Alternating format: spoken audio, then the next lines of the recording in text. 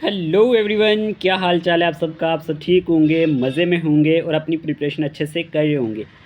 देखिए प्यारे दोस्तों, आज की इस क्लास में हम बात करेंगे 10 MCQs पे बेस्ड क्वेश्चन की। ये हमारे पास इंग्लिश से लिए गए हैं, जनरल इंग्लिश से। जैसे कि आपका सिलेबस मेंशन किया गया है, JKSSB फीमेल सुपरवाइज़र की बात करें या फिर हम पटवारी एग्ज़ाम की बात करें।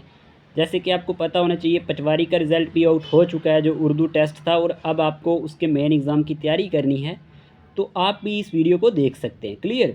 चलिए हम अपनी क्लास को स्टार्ट करते हैं। क्लास स्टार्ट करने से पहले आपसे रिक्वेस्ट है कि अगर आप चैनल पर नए हैं, चैनल को सब्सक्राइब कर देना। वीडियो अच्छी लगे तो अपने दोस्तों के साथ शेयर कर देना, ठीक है, ताकि डेली आपको ऐसी वीडियोज़ की नोटिफिकेशन मिलती रहे। चलिए, आपने क्या करना है, वीडियो को पॉज करना है, पहले खुद आंसर देने की कोशिश करना है। पहला क्वेश्चन आपको इडियम्स और फ्रेजेस से पूछा गया है। टू क्राई वुल्फ बहुत ही इजी है और बहुत ही रिपीटेड है, ये बहुत बार पूछा जाता है। बताएं क्या होगा आंसर।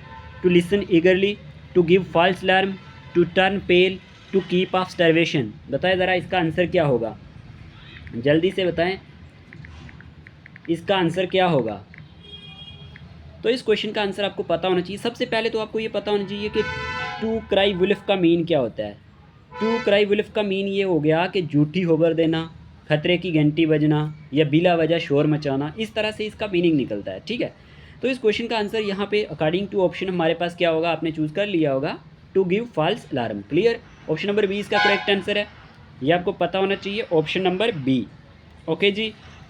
यहाँ पे टू क्राई वुल्फ का मीनिंग क्या होता है, to ask for assistance when you don't need it. ठीक है, तो ये आप याद रख सकते हैं, इंपॉर्टेंट होगा आपके एग्जाम पॉइंट ऑफ व्यू से। ओके, चलिए बात कर लेते हैं अब नेक्स्ट क्वेश्चन की। नेक्स्ट क्वेश्चन क्या पूछा गया आपसे, throw this pen dash the dustbin. अब आपको ये क्वेश्चन पूछा गया है, बताएं आप इसका आंसर क्या होगा। मैंने बताया हुआ है बहुत बार आपको, throw this pen dash the dustbin.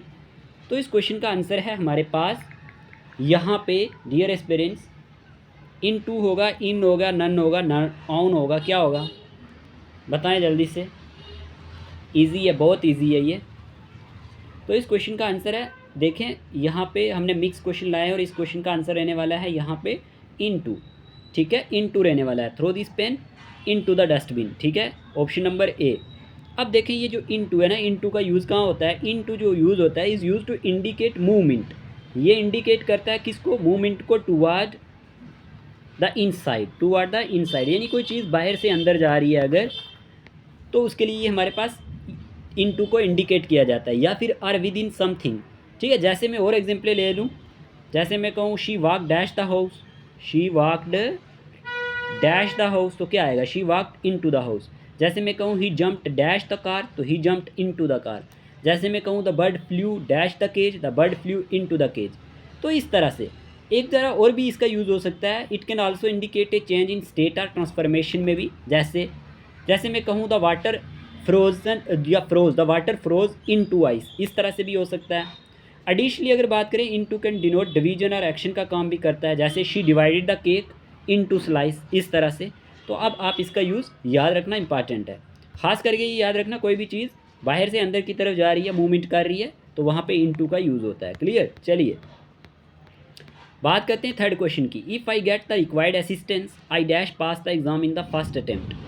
आपको बताना है शैल आएगा, कैन नॉट आएगा, माइट आएगा, कुड आएगा, कौन सा मॉडल वर्ब यहाँ पे आएगा, जल्दी से बता दें जल्दी से। इस क्वेश्चन का आंसर आपने चूज़ किया होगा, इस क्वेश्चन का आंसर है if I get the required assistance I might, might आएगा, might pass the exam in the first attempt. अब देखें माइट का यूज़ कहाँ पे होता है। माइट एक मॉडल वर्ब है और ये यूज़ टू एक्सप्रेस करता है पॉसिबिलिटी को। मैंने आपको कई बार पढ़ाया है पॉसिबिलिटी को, परमिशन को मैंने आपको बताया था, या फिर कोई सुजेशन के बारे में। जैसे पॉसिबिलिटी मैं कहूँ, कोई एग्जांपल और ले लूँ, मैं कहूँ it might rain later today, यानी इट माइट, अगर आपको इस तरह की एग्जांपल दे दे, it might dash later today, तो it might rain later today, it dash rain later today, it might rain later today. मतलब पॉसिबिलिटी, मैंने आपको उस दिन भी बताया था कि पॉसिबिलिटी के साथ माइट का यूज़ होता है, मे का भी यूज़ होता है। और यहाँ पे मैं आपको कहूँ कि एक और एग्जांपल ले लूँ, परमिशन के खाते में, परमिशन के केस में, तो क्या होगा फिर, permission you might borrow my umbrella if you need it, इस तरह से। या you might use my laptop while you are is being repaired, इस तरह से। सुजेशन के साथ भी इसका यूज़ होता है, जैसे you might want to try the new restaurant downtown, इस तरह से। तो कहने की बात है परमिशन, पॉसिबिलिटी, सजेशन के साथ माइट का यूज़ होता है। आपने याद रखना है मे की सेकंड फॉर्म माइट है, तो ये आप याद रख सकते हैं, ठीक है। और ये क्या करता है, माइट इम्प्लाइज करता है एक लेवल ऑफ अनसर्टेनिटी को या फिर टेंटेटिव सजेशन को, या आप याद रख सकते हैं। चलिए 3 हो गए हैं क्वेश्चन।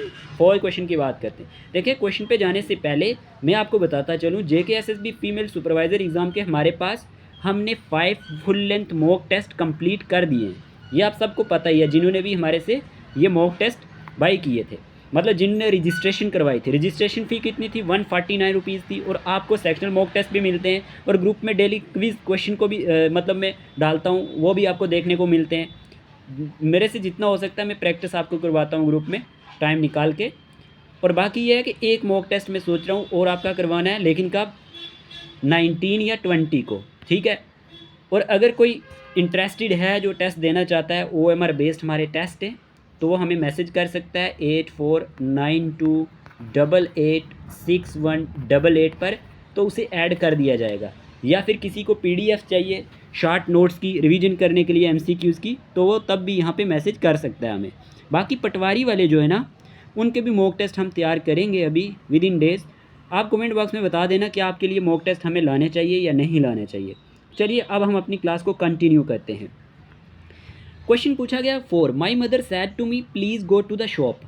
अच्छा, my mother told me to please go to the shop, my mother requested me to go to the shop, my mother requested me go to the shop, या my mother asked me to go to the shop. क्या answer आएगा, जल्दी से बता दें। Question आपके सामने है। तो इस क्वेश्चन का आंसर है option number B, my mother requested me to go to the shop. आपको ये पता होना चाहिए, मैंने उस दिन भी आपको समझाया था कि जो प्लीज़ होता है ना, प्लीज़ किस में कन्वर्ट हो जाता है, प्लीज़ हमारे पास रिक्वेस्टेड में चेंज हो जाता है। मैंने आपको समझाया था, अच्छे से समझाया था। तो my mother requested me to go to the shop आएगा, ठीक है। ऑप्शन नंबर 20 का करेक्ट आंसर है।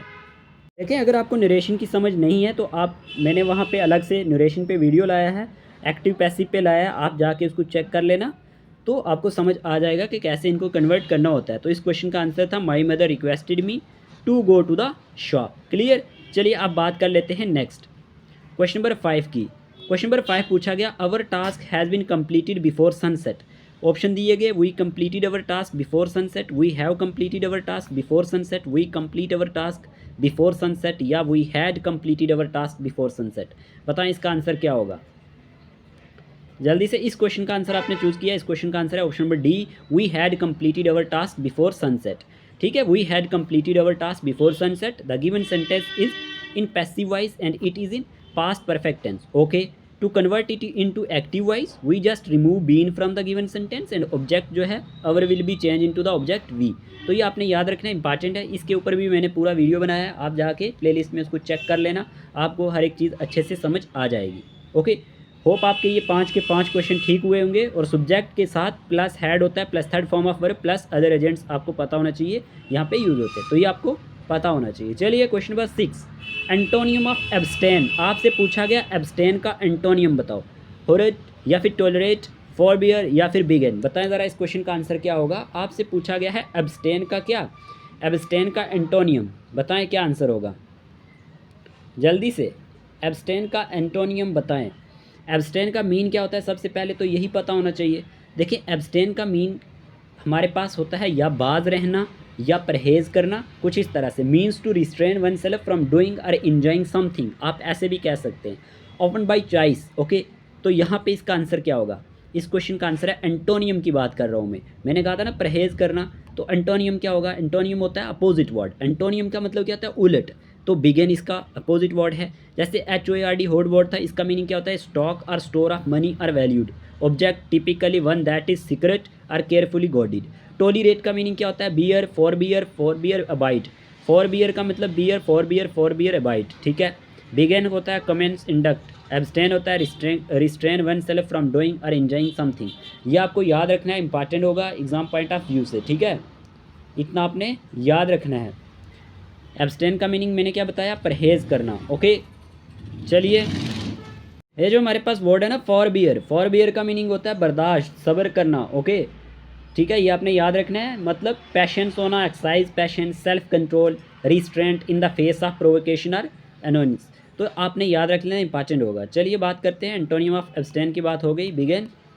क्वेश्चन पूछा गया यहाँ पे आपको एक पैराजम्बल, इसको सीक्वेंस में आपने जोड़ना है। PQRS आपको दिया गया है और आपको सही करना है। We must read if we want to absorb the fruit of great literature but with concentration them not as we do cricket stories. The proper sequence क्या होगा इसका, ये प्रॉपर सीक्वेंस आपको बताना है। चलिए बताएं ज़रा। तो इसका प्रॉपर सीक्वेंस पता क्या बनता है, ऑप्शन नंबर डी। पहले आएगा क्यू वाला, क्यू है क्या, if we want to absorb the fruit of great literature. उसके बाद हमारे पास क्या होता है, we must read them not as we do cricket stories but with concentration. तो इसका आंसर है ऑप्शन नंबर डी, ये आपने याद रखना है। पूरा सेंटेंस क्या बन रहा है यहाँ पे, if we want to observe the fruit of great literature we must read them not as we do cricket stories but with concentration. चलिए question number 8, which of the following is a conditional clause. आपको मैंने clauses समझाए थे अच्छे से, अगर आपने वो वीडियो नहीं देखा हुआ जाके देख लेना, ठीक है। कंडीशनल क्लॉज पे आपको क्वेश्चन पूछा गया है, किसी तरह से भी वो आपको पूछ सकते हैं एग्जाम में, तो आप ये छोड़ नहीं सकते, ठीक है। कंडीशनल क्लॉज या फिर जैसे मैंने एडवर्ब क्लॉज की सारी टाइप्स पढ़ाई थी आपको, तो ये आपने याद रखना है। देखें, which of the following is a conditional clause, if I will go to the beach, पहला सेंटेंस जो दिया गया है। फिर if it rains I will stop, I will stay indoor, stay है ये। द डॉग बार्क्ड लोडली, या फिर she finished her homework before dinner. तो देखें यहाँ पे आपको ये पता होना चाहिए, सिंपल सी यहाँ पे जो इसका आंसर होने वाला है वो बी होने वाला है। If it rains I will stay indoors. मैंने आपको सब बातें बताई थी उस दिन इन डिटेल, अगर आपने वो वीडियो नहीं देखा हुआ तो कुछ भी नहीं देखा, जाके उसको देख लेना। बी ऑप्शन जो है ये कंडीशनल क्लॉज है हमारे पास, ठीक है। If it rain is the conditional clause, यहाँ पे क्या है, if it rains is the conditional clause, क्योंकि इट सेट अप से condition rain under which the action in the main clause we will stay indoor will occur. तो कहने की बात है ऑप्शन नंबर बी इसका करेक्ट आंसर है, ये आपने याद रखना है, इंपॉर्टेंट होगा। ओके, कंडीशनल क्लॉज के बारे में इतनी चीज़ें आपने याद रखनी है। देखें इसके वर्ड्स जो होते हैं ना, खास करके पहचानने के, इफ़ होता है, अनलेस होता है कंडीशनल क्लॉज के लिए, प्रोवाइडेड होता है, दैट, एज लॉन्ग एज होता है, इन केस हो सकता है, सपोज हो सकता है, वेदर हो सकता है, ये आपने याद रखना है। बात कर लेते हैं क्वेश्चन नंबर 9 की। Fill in the blanks using the correct tense form. Protein dash carbon hydrogen oxygen and nitrogen, बताएं ज़रा। Protein dash carbon hydrogen oxygen and nitrogen, contains, containing, contain, contained, क्या आएगा बताएं ज़रा। इस क्वेश्चन का आंसर है हमारे पास option number C, contain. Protein contain carbon, hydrogen, oxygen and nitrogen. Clear. इस तरह से आपको ब्लैंक्स भी पूछी जा सकती हैं टेंस के बारे में। चलिए आगे बात करते हैं। Which part of the sentence function as noun clause. अब आपसे पूछा गया कि कौन सा पार्ट जो है, इस तरह से भी आपको क्वेश्चन आ सकता है, कौन सा पार्ट जो है सेंटेंस का जो काम करता है एज अ नॉन क्लॉज। इनमें से I believe what he sad is true, I believed what he sad is true. I believe है, व्हाट ही सैड है, इज़ ट्रू है या ही सैड है, बताएं इसका आंसर क्या होगा। तो इस क्वेश्चन का आंसर है डियर एस्पिरेंट्स हमारे पास what he said. Okay, what he said वाला पोर्शन जो है ना सेंटेंस में, ये नॉन क्लॉज है, ठीक है। और नॉन क्लॉज को समझने के लिए मैंने आपको बताया था हमारे पास कुछ वर्ड होंगे, जैसे दैट होना चाहिए सेंटेंस के अंदर, वेदर भी हो सकता है, ठीक है। और भी मैंने व्हाट भी बताया था आपको, वाई भी बताया था, HOW हाउ भी बताया था, और फिर मैंने आपको एडजेक्टिव और रिलेटिव क्लास के बारे में बहुत सारी चीज़ें बताई थी कि कैसे पहचाना जाता है। ओके, तो ये आज के टेस्ट में हमने 10 क्वेश्चन लिए थे। आपने कितने करेक्ट किए जल्दी से आप कमेंट बॉक्स में बता दें, 10 में से 10 किसने किए हैं, या ओवरऑल अगर आपने 8, 9, 10 के रेंज में तो आपका स्कोर अच्छा है, ठीक है। होप आपको ये वीडियो अच्छा लगा होगा। बाकी मैंने जो आपको मॉक टेस्ट के बारे में बताया वो उसी नंबर पे आपने मैसेज करना है, और डिस्क्रिप्शन बॉक्स में होगा, पटवारी की एग्ज़ाम की कोई भी तैयारी कर रहा है तो वो लिंक उसको ज्वाइन कर लेना अपडेट्स के लिए, ठीक है, काम आएगा। और टेलीग्राम का लिंक आपको कमेंट बॉक्स में मिल जाएगा। आज की वीडियो के लिए इतने रखते हैं, मिलते हैं नए लेक्चर के साथ। Take care of yourself.